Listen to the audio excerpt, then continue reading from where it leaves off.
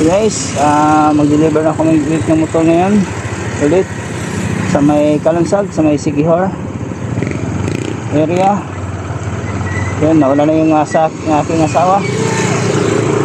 Okay.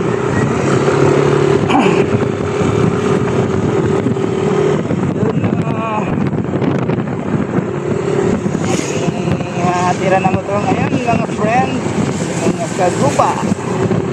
Dalawang motor ang ihati namin sa Kalunsag. Bali tumawag yung aking kasama ng rider. Sabi niya meron daw mag-rent na motor na kinukuha niya sa port.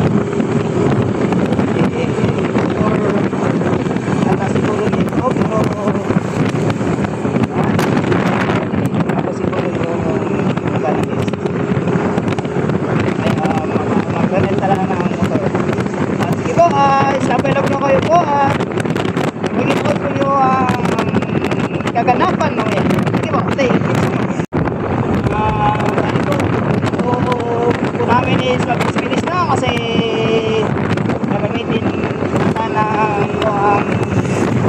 guest motor kasi may lakad na sila ngayon.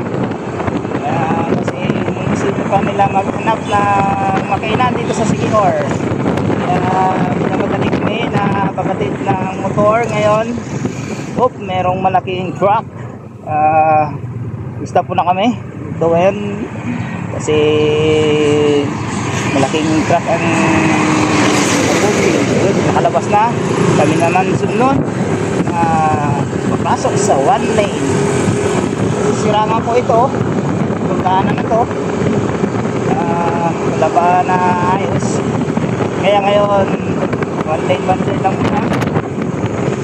Yung unang papasok, yung unang lalabas, ang uling papasok, yun ang magpuntahay para papasok. Okay.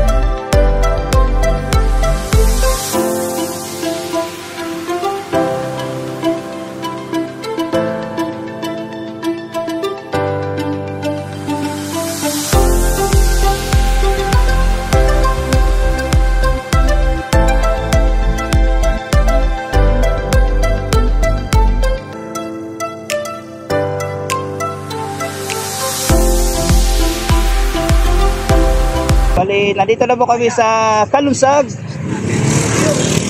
Okay, ito po yung Kalunsag Homestay.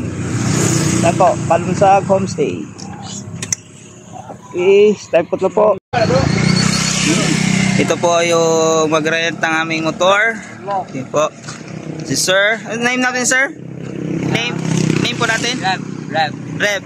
Job. Okay po. Kaya si Sir, dalawang motor yung rerentahan niya. Po.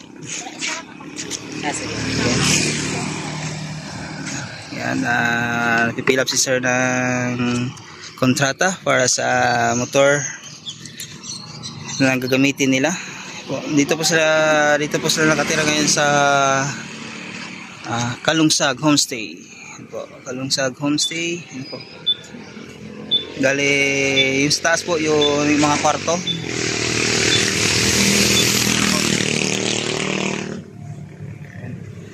Kung gusto nyo mag-stay dito sa Siquijor, contact nyo lang po si Kalunsag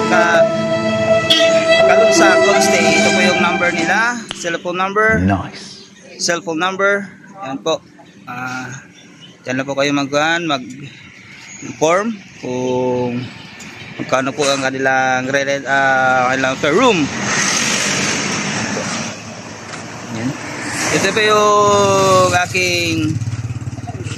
aking kasama na riders rin, siya po nagkuhan. Bali, kung gusto niyo po ng tour guide, ito po yung driver, ito po yung sa kanyang tuk-tuk. Yan po, nakikita nyo. Yan. Yan po yung pang tour niya dito sa Siquijor. Kung gusto niyo mag-tour, yan po. At i-contact nyo lang po siya kung gusto nyo po siya maging tour guide. 0956-197-1833. Okay. Yan po yung kanya, yung contact number niya. Sige po.